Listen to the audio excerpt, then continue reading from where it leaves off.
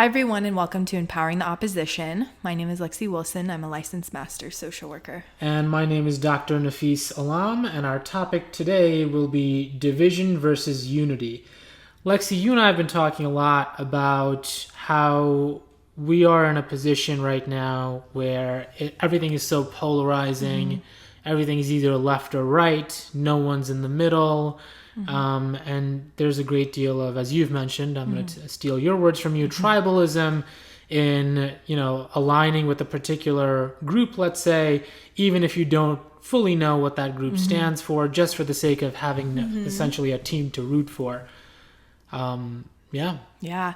I think what's so interesting about this topic is that it's so relatable for our present, and we can see glimpses of this, from the past when we think about different times in history where, groups have been pressed against each other, ideologies, religion, different ethnic groups. We see this happening throughout history, and it tends to be this kind of pattern, right, of when groups are pinned against each other, people are kind of forced into these two different groups. Where does the power go, right? Who has the power? And I don't know, it's just been something I've been thinking about a lot lately, and thinking about, I think a lot of us can be very centered in what they think, and we feel this pull, especially right now. I have to be here, or I have to be on this side. I can't be on a little bit of both. I have to choose, So that's what I think is really interesting. So I wonder if it has a lot to do with wanting to feel like you belong somewhere and socialization. I liken it to sort of like, I was never in a fraternity, but you were in a sorority. Yes. You just feel like you're a part of something, even though I'm sure that your sorority did things that you didn't fully agree with. Let's not get into all that, right? But you felt like you were a part of a group. Same thing when people are rooting for certain teams. Mm-hmm. I, having played semi-pro ball, I still don't have a team that I root for. Mm-hmm. I just love the game of football, which returns, very soon. And it's one of those things where you feel like you're a part of a group that's rooting for a particular team, and then you can associate and identify with other people who are in that same group, versus being a team agnostic or a Greek life agnostic, where you really don't have a belonging, and you're more of a moderate in that sense, where you fall somewhere in the middle. And it feels good to be a part of something, and you also talked about how it's, from a religion standpoint too, where there are many people who don't particularly believe in all of the teachings of the religion with which they agree with or follow, practice, right, or follow. But they continue to go through the motions just because of the social elements of that affiliation, and knowing that the people that they're surrounding themselves with, they can count on as friends or people to talk to, or just interact with, which I think has a great deal of value. And maybe people are just smart enough to figure out that, I just have to be a part of a team to get the team experience. Yeah, I think the really great word here is tribalism. And I think it's such a fascinating word, because we all at the end of the day want to be a part of a tribe, right? Some people are ride or die for their sports teams, right? Like, you do not talk trash on their sports teams. Like, that is a part of their identity. That's a part of who they are. That's a part of their tribe. A part of your tribe could also be your country, your political party. It could be your religion. It could be your community. We have so many tribes that we are a part of, and it really kind of creates who we are as humans, and we identify so deeply with these tribes. I think it's a very innate and human thing to be wanting to be a part of something bigger than yourself, and it can be a very good thing and positive thing. However, it can also become a very dangerous thing, a very divisive thing. Depending on the circumstances in which you identify with your tribe, what your tribe's intentions are, what your tribe's goals are. And so I think it's just such an interesting topic. I mean, we can see kind of both sides of that coin. Ever since you sent me this idea, and this was your podcast idea, I've been thinking about who profits most from division and who profits most from unity. Yeah.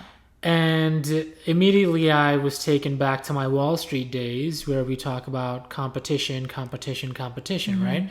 And competition is all about division. My product versus your Yours. product. Which one are you going to buy? Versus cohesion, competition versus cohesion. Cohesion doesn't really generate as much income as competition does, because competition forces me to build a product that is better than yours. Then you look at my product and you build a product that's better than mine, and we go back and forth. If you and I work together and we build products together and we don't have any competition for that particular product that we're building, that's called a monopoly. Yeah. You know, in which case there is no competition, and the quality of the product or the service decreases simply because of the fact that there is no competition there. So this would be the idea of empowering the opposition. Why is division a good thing? Because division creates technology, innovation, profits, if you're someone who's a business major listening to this. So there is a value for a division, and that's where empowering the opposition comes into play. But then let's talk about who struggles and who really has to pay the price for division. And generally speaking, from a social standpoint, it's the people that are in the society that have to pay that price for division. You know, I'm not going to say this in public, but I will sort of cover this, as an overview. You and I had a conversation prior to hitting record, talking about very, very sensitive topics that we are simply not going to talk about, for this podcast. Just because we want it to be, we don't want to go in any kind of like direction. Kind of, we want people to be able to identify and think through everything. So it's going to be like a real, just a real light coating in that sense. But the fact that we even have to do that suggests that there are things that we can and cannot say depending on who our listeners are. We might have a listener right now who is as far right as you can possibly get. We might make a statement like, what? We're not listening to him or her anymore. And same thing with the far left too. And I'm not talking about just politically, I'm just talking about two sides of a particular spectrum. So that division creates an environment where we cannot even communicate candidly. Yes, it distorts communication. Yeah, and a perfect example of that is what is going on right now as you're listening to this podcast. There are certain things that I can't say, that Lexi cannot say, yet obviously we're all thinking about. And the reason why we can't say these things is because division is going to create an environment where we are separated to the point where we just can't get along with one another. Now, go ahead. Yeah. Oh, I was just going to say, and I think there's so much emotion behind that division, right? You disrespected my tribe, therefore, that division is, massive now, right? Or it's very difficult once, tribes have been so set in place and there has been more push towards division rather than unity. It becomes very, very difficult for people to come together and to be able to have these kind of discussions. And so that's why I've been looking forward so much to this conversation today. Yeah, and division tends to be very profitable. Division tends to be very interesting, for lack of a better word, because think about it like this. Would you watch a news show with just good news, with everybody just getting along? Probably would be a boring news day. Instead, most people prefer to watch news where it's adversarial. That's these people against those people. And so division puts butts in seats. And, news organizations, media organizations, and just like organizations in general, it makes money at the end of the day. And it profits those most in power, not those who, have the least. I always like to think, anytime I think of problems or situations, I always like to think about who holds the power, and who does a situation particularly profit. And if you think about if we even go back like hundreds of thousands of years, right? It's in our DNA. We were like, our ancestors were in tribes hundreds of thousands of years ago. It is in our DNA to form a cohesive group, a strong group, to protect our group, to fight to the end, to the death for our group, right?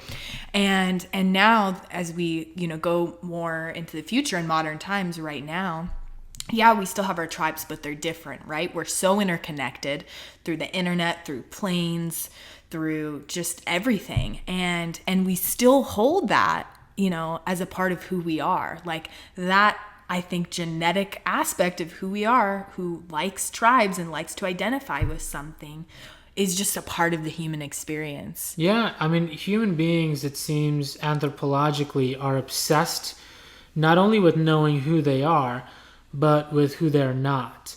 And we see this also in homogenous populations. Obviously, in the United States, it's not a homogenous population. We have a great diversity of races and, ethnicities and genders and all that. But, think about homogenous populations. They're still finding ways where I am different than you and you are different than me. And the differences appear to be that which define us, not the similarities. Yes. And I venture to say that the reason for that is because 99.999% of everything that makes me and everything that makes you are similar. Yeah.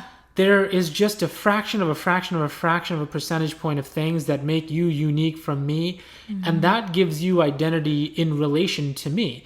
So it's almost like an identity relativism. Yeah. In that I am only me because of the ways that I am different from you. And I am not me because of the ways I'm similar to you. Yes, that just made me think of one of my favorite words. And I think it is empowering the opposition of that standpoint. It's a word I learned in South Africa when I was studying abroad there, and it's called Ubuntu. And it is a word that essentially means a person is only a person through other people, that every single person has something to contribute to the whole, and that everyone is valuable and worthy. And there's not really a word that translates very well to English, but essentially that's what it means.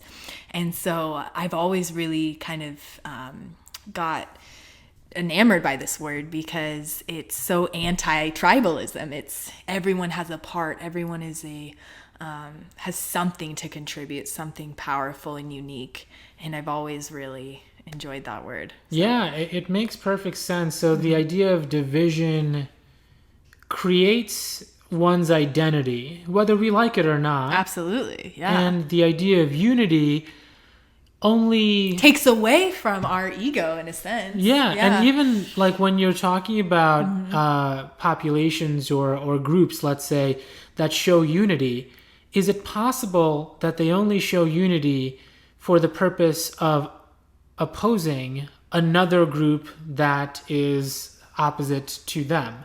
As in, let's say, I mean, this is, we're going to be talking about aliens very soon. We sort of talked about this a little bit. So one of my theories, and I am full of theories, and obviously theories don't pay bills, so I'm, clearly struggling, right? But so one of my theories is that, of all the political differences that we have, and even like the international conflicts, the Jewish people and the Muslim people, like just all of the international historical conflicts that, span centuries, right? Oh, yeah. I personally think that all that would be out the door as soon as, if we're ever under attack by any sort of like extraterrestrial force. And I don't necessarily mean aliens, like an asteroid coming your way, like we all have to get together, so is it possible that the only way we come together is not through the natural wanting to come together, but rather having a common enemy? Yeah. The common enemy element might be the deciding factor as to whether or not we can come together and unify.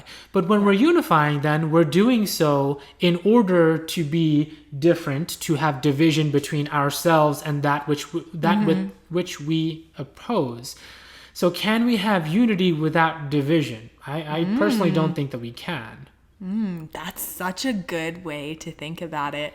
And that's true. If we had a giant asteroid hurtling towards Earth right now, you bet your ass every single country on this planet would be working together to figure out how to blow that sucker up or get it out of our orbit. You'd see Palestine and Jerusalem just holding hands. They'd be holding hands. It'd just be, it's so true.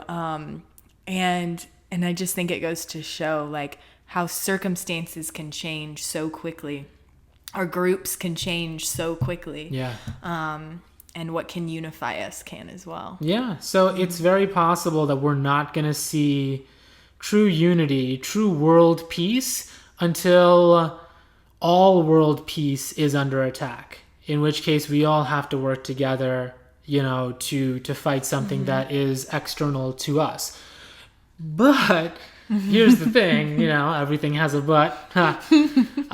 It's that as soon as we're, let's say we're able to address the asteroid situation, wherever it is, as soon as we're done with that, how long would that unity last before we go back to division? I was thinking the same thing. I don't think it would last very long at all. No, I don't think so either. No, because I don't even think it would last a generation, because we're right back to... I sort of liken it, like we're taking it so macro, right? Yeah. If we were to take it micro, think about like if, if I'm not in a relationship, you're not in a relationship right now either, Thank God. but we can we can both sort of simulate what it would essentially feel like. So, like, think about you having a conflict with your spouse over the course of a week or so, which I think is a long time, but what do I know about relationships? And then all of a sudden, there's some kind of external factor where, like, grandpa's sick, like, right? And then, like, the couple comes together. You're going to come together. Yeah, look, we're going to deal with this, right? We're going to figure out what's wrong with grandpa. And then once grandpa's okay, you're back home. It's like, I still hate you, So I'm happy you were there for me, but I still hate your guts. So it's, I think, it's all passing. Everything is just so temporary. I agree. And I think the temptation towards power in the human spirit is going to try to overtake unity every time. Yeah. And it's not for the benefit of the mass either. I think it's a benefit for those on top, those who hold those leadership positions. Like, I think that benefit, the benefit of tribalism, like 9 times out of 10 is for those who hold the power and want more of it, not for the rest of us. And I think there's a time when we have to question why. Why do we allow ourselves to be so divided? Why can't we see the humanity in another person, regardless of, what they viewpoints are or their ideologies? That's not who someone is. That's one identity. Right. And exactly. But we can change those. We can keep them. We can, there's so much more to a person. And when we can look past those things and really see the suffering in another person, the trauma in another person, the love, the compassion, the empathy in another person, that's when we're able to be like, who cares that you're a part of this tribe, or that, like, we're human. Well, let's empower the opposition and talk about who does unity hurt? Who does unity hurt? Yeah. And right away, as I was thinking about this, the first example that came to mind was an old example from my business days. And the question posed was, why don't managers want their employees talking to each other about their salaries? And the reason why is because if managers can create an environment of division, I'm not going to tell my coworker about my salary. I'm not going to, I don't want to know. This is like, you're creating division, and then the managers win, the higher ups win. They save a lot of money that way. Exactly. But when unity happens and there's a transparency in salaries and the coworkers are speaking freely with one another, it's much more likely that they'll band together and say, hey, I'm not getting paid fairly based on what, Jim and Joe are making. And now you have to compensate the entirety of the organization appropriately, which takes money away from the top and brings it closer to... Exactly. That's why people are so afraid of labor unions or unions in general, is because it takes that power away and tries to redistribute it. And I think that absolutely does hurt those at the top. Understanding that there are, most of the time there's much fewer people at the top, right? Yeah. I mean, we're not making an argument for or against the top, right? Because I think we both have family members who are way at the top of that, wealth food chain, and we have family members who are way at the bottom of that wealth food chain. So, this wasn't passing judgment on that per se. but it's just the understanding of like there is a winner to the elimination of unity, and I hope our listeners understand that in empowering the opposition and understanding that every point has a counterpoint, every position has a counter position. You might be saying to yourself, well, everybody wins through unity. False. The people who lose because of unity are people like, your higher ups, your managers, who they don't want the employees talking to each other and coming together and unifying, because if they do, that means that the power is now redistributed downward into the organization as opposed to staying at the higher up. And there would be no incentive for unity if there was not benefit for division. Like, we want to think that, unity does benefit every single person, right? But then we have to think, well, if it benefited everyone, we would be unified in absolutely everything. But we're not. And we have to ask ourselves, why? Why aren't we unified? Why are we living in such a divisive time? And to understand, divisiveness does benefit, absolutely benefits. And so there is incentive for division, and I think it's just important to be aware of that and to think about that. Yeah, there's incentive for it, but it's also like a natural inclination to get bored of all the similarities that we have between one another and things that bring us together, and be more concerned about the things that make us different.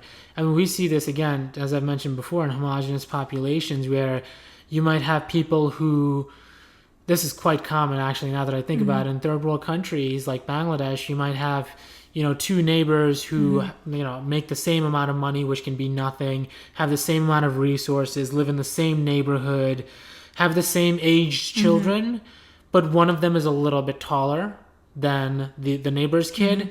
And it's like, that's the end of it. That is what makes, like, it's just like the tiniest little thing. And in the United States, that really doesn't, it's not an idea that holds, because it's like, it almost sounds unbelievable. But the reason why it sounds unbelievable for someone who's lived in the United States is because we're such a diverse nation here.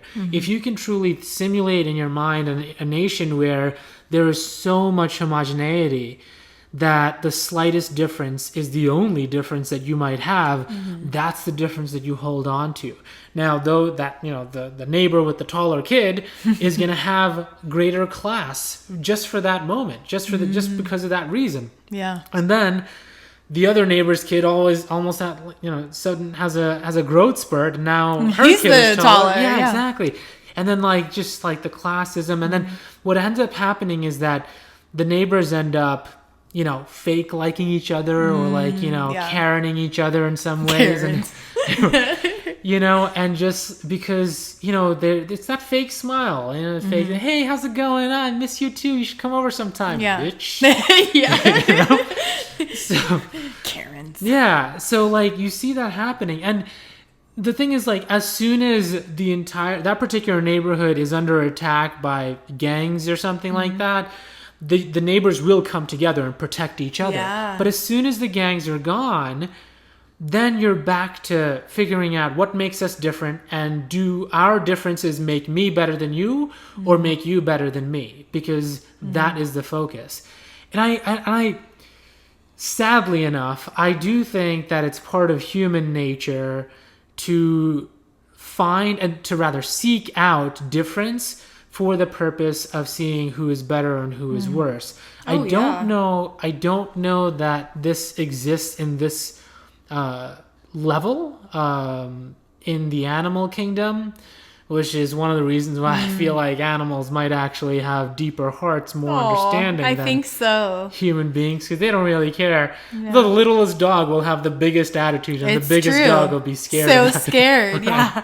It's so true.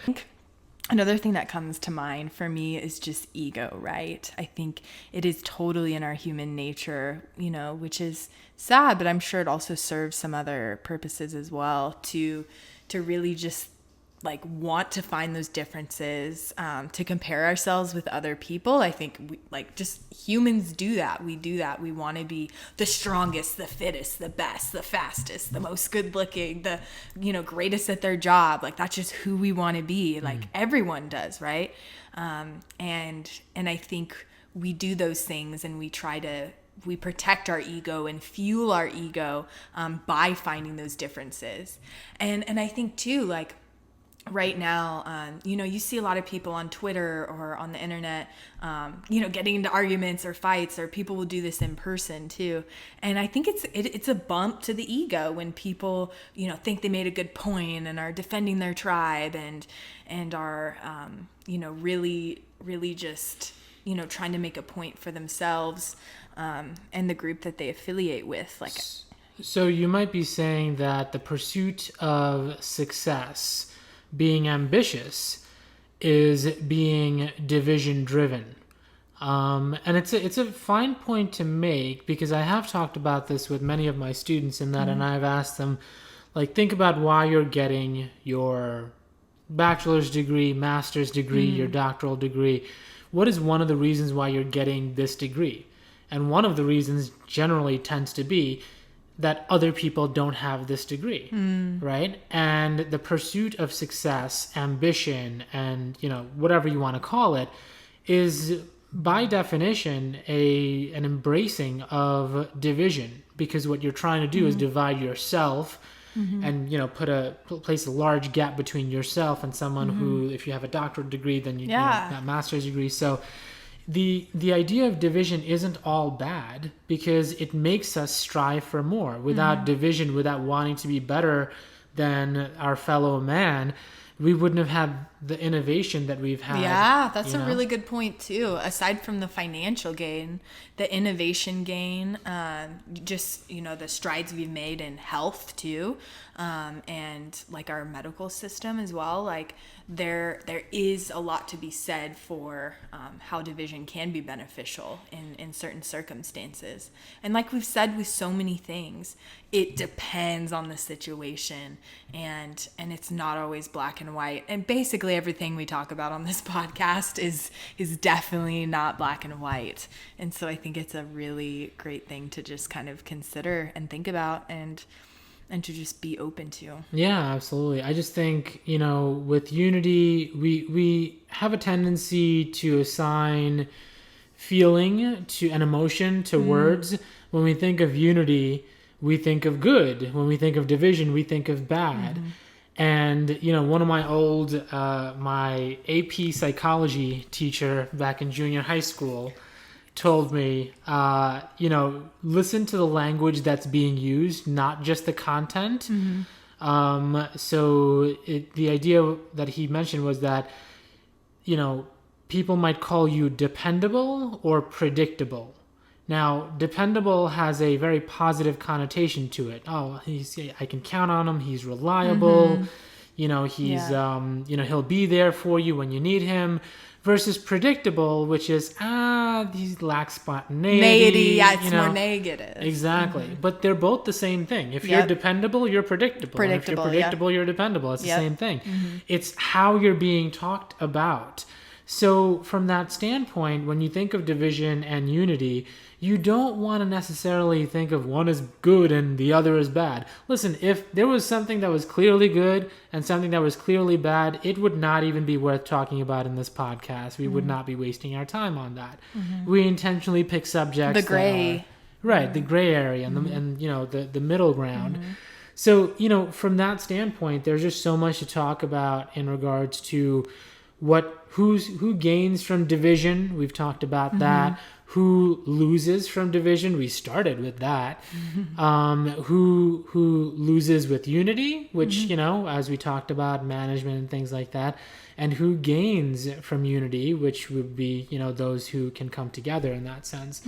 But beyond just the definitions of division and unity alone, we see this in practice, and we see how it. Certain ideological factors, maybe it's religion, maybe it's, racial preferences, whatever it might be. We see that families get divided too. based on, just things that might seem trivial to the outsider looking in, but for people who are inside, who are part of that particular family unit, they might experience it completely differently, where the outsider is saying, well, this doesn't seem like a big deal. Why would they treat you like this over something so trivial? It's trivial to the outsider, but to the insider, person who's actually a part of the family, it can be something that is emotionally taxing, and it can be something that's very devastating. Yeah. I think, we've seen this a lot lately, and also in the past, but, friends and family people, deleting each other off Facebook. And I think we've seen this a lot, right? People, really, there's been this division. I think we've seen it amongst friends. We've seen it amongst family members, amongst coworkers, all these different things. And I'm sure we all know somebody has lost someone because of, ideology. And on one hand, we have this part where, okay, maybe these people were a part of two different groups, right? They identified with two different groups. And so they can no longer identify with that other person because they identified with a different, tribe, group, whatever. And I mean, if I'm empowering the opposition on this one, you could say, maybe that's for the better, right? Maybe their tribes, groups, ideologies are so different. But what I think is wrong with this kind of thinking, or what I would change about this kind of thinking, I guess, is that when you have communities, you have families, you have relationships, right? I think at some point you have to choose what's more important to us. Is it these ideas, ideology? Is it our affiliations with religion, politics, race? Are those more important to divide, or are the relationships and compassion and empathy and connection we have to those we love, is that more important, right? We kind of have to make this decision. Right. Are the unifying factors carrying more weight than the dividing factors? Yeah. And I think age plays into it as well, as far as being, those who are a little bit more experienced may find themselves at a little bit more of a disadvantage in changing the way that they see the world and changing their minds and things like that. So I guess my question to you is, how do we negotiate here? Because I'm sure we have family members that we want to be close to, that don't necessarily understand I don't want to say understand, because that puts us at an advantage, as if to say that we are the teachers and they are the students. But let's say that we have people in our families who don't agree with our viewpoints, but we love them anyway, and we want them, in our lives, and we have an idea that they want us in their lives too. The question is, how do we negotiate the unity and division, those factors, to go back to being a family or friends or whatever it might be? Yeah, I think that's one of the most difficult questions of all. I think when we understand that a lot of what creates this division is emotion, right? Strong emotion. And that emotion a lot of times is connected to something we are very passionate about, something we love, someone we love, an organization we love, or, whatever it may be. And I think the only word I can really think of is just understanding. That it is okay to disagree. That is what makes humanity, beautiful, and that it's okay to have different viewpoints. And it's sad we even have to say that it's okay to think differently than somebody else. And not just because someone thinks maybe something different than I do, that they're wrong or evil or this or that. Life is not that way. We live, and we only have one life, right? And I think relationships, love, family, friends, those things are so much more important at the end of the day than really feeding into the disharmony and division. And that I think all of us, should really, take a look at these things and be able to, think a little bit more about the power of unity in some of these circumstances. Yeah. I mean, you'd like to think that the unifying factors in a family or friends unit are stronger than the dividing factors.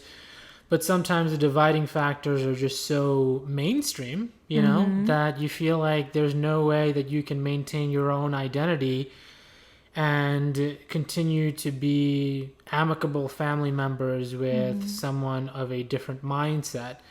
And I think there's learning to be done on both sides of any particular kind of argument, in that, it's not about agreement. If we all agreed with one another, there would be no identity, as we've already talked about. If we all agree with one another, there is no me identity, or you. We're just a machine working, in unison. But then, at one point, there's a gray area, right? Where if everything unites us, then there is no identity. But if everything divides us, then there is no species. So what is the middle ground there, where we understand that there are differences and there are, let's say, irreconcilable differences from an ideological standpoint, let's say, but there are still unifying factors like, being related to one another, wanting to be there for one another. And, both parties might be of the mindset that, well, I'm not going to be the first to apologize. Well, I'm not going to be the one to reach out, because then it would appear as though weakness. Right, exactly. And not necessarily for the person, but for the ideology and the tribe that they've subscribed to. So it may be that someone has to just continue reaching out to, another person, and just continue to reinforce the idea that, I understand that you think differently from the way that I do. I understand that, you don't necessarily like the decisions that I've made. I am never going to apologize for those decisions. Yeah. Because in my mind, those decisions were the right decisions. Yeah, absolutely. Nevertheless, I still want to be a part of your life, and I want you to be a part of mine, and the door is always open. And even if you don't respond, I'm just going to maybe text you every week, every month, maybe not every week, it's a little much, right? I'm just going to harass you. Right, yeah. Depending on how close you are to this family member, maybe you do it on a weekly basis. But, it's just, at the end of the day, like, we're all going to die. I don't know if people know that, right? What? Oh my God. Yeah. So we might have just been some groundbreaking news on our podcast. But once we died, are we going to really be concerned about who was left or who was right, who was this or who was that? Thank you. Or are we going to be concerned about, like, just the moments that we've shared, you know? Like, I don't know, some of these moments are corny to talk about because they mean nothing with words. Like, I remember just playing catch with, some of my, old friends. But I've played catch with so many people. What makes it so special? That moment's so much more special. Exactly. Yeah. You can't describe it. It's just, we were playing catch. It's no big deal. It's sort of like, you and I boxed a couple of, well, you and I didn't. We were training with boxing. Yeah. And I asked you. I was trying to box Nafis. So you're doing a really good job.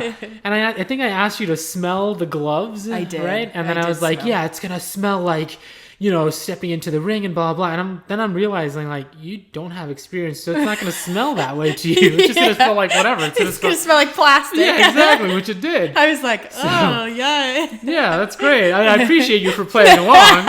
But it's just... It's the smell of the gloves and just like stepping on the field, and just like some of the most meaningful things are the ones that you cannot give meaning to, Yes. and they just have inherent meaning. And I think the relationship between a parent and a child, for example, is definitely one of those kinds of relationships where you just, no matter who the parent is and no matter who the child is, that relationship will always be something that is to be cherished. And I think it's the responsibility of both the parent and the child to make, do everything they can to reconcile and make that relationship work out the best way that it can. Yeah, and I think whether this is parents and children or, friends that you've been close to in your past, I think it's always a good idea to just have an open heart, have a heart full of love, I think, we can all get so sucked into this division and all of that at the end of the day. But yeah, like you were saying, like really at the end of our lives, what are we going to be thinking about, right? Am I going to be thinking about all my degrees and how rich I got at social work? Probably not. Yeah. I won't be. I won't. I'll be thinking about my family and my friends and the memories. And that's not just something I think I'm going to think. We see that with a lot of people right before, they're going to pass. That's always a common theme amongst people who are older, is those are the things they really cherish. Yeah. And let's go ahead and empower the opposition, because let's just say that ideological differences are indeed worth losing family members over. Yeah. Maybe you found yourself something, I guess, an ideology or a mentality or a way of life that you're so committed to that you're willing to lose a loved one, like a child or a parent, because you're so committed to that particular mindset. And if that is indeed the case, then I think, more power to you if that's what you've found. If that's what makes you happy. Yeah, exactly. Yeah. And, if at the end of the day, it's about doing what meshes best with who you want to be. Are you living up to your own standards, or are you living up to the standards that others have set for you? And you always, in my opinion at least, you want to live up to your own standards because you're the one who has to wake up and look at yourself every day. Nobody else does. So maybe you're of the mindset that, I'm willing to lose the love of my child or the love of my parent over the ideological differences because I don't agree with the decisions that child made. Maybe that's the case. And if that's the case, then, that's perfectly fine. No one's going to say that it's not. And I just think it's important to understand that there are opposing viewpoints to everything, viewpoint, right? Yeah. So if you're of the mindset that we should have unity, we're family, we're friends, you should also understand that there is an opposing viewpoint that says we don't need to be talking to each other just because we're related to each other. Yeah. We don't need to continue to be friends just because we used to be friends. Yeah. You and I have passed that point, and now we are no longer what we used to be. Yeah, and sometimes maybe it's better for people to continue that way. However, again, too, I would argue for some people, if something was so powerful to divide friendships, relationships, whatever it may be, I would argue that if people do come back together and really try to unify, and I would think boundaries would be super important, right? Maybe there's certain things that shouldn't be talked about, and that's okay. Yeah. And it's okay to not go into those things, and to just focus on the things that bring people together. Yeah. And it's also to not do any of the things that we're talking about too, because it's just it's what works for the person, right? And every circumstance is different. I think some situations like this can be fixed and others probably shouldn't or can't. It entirely depends. Yeah.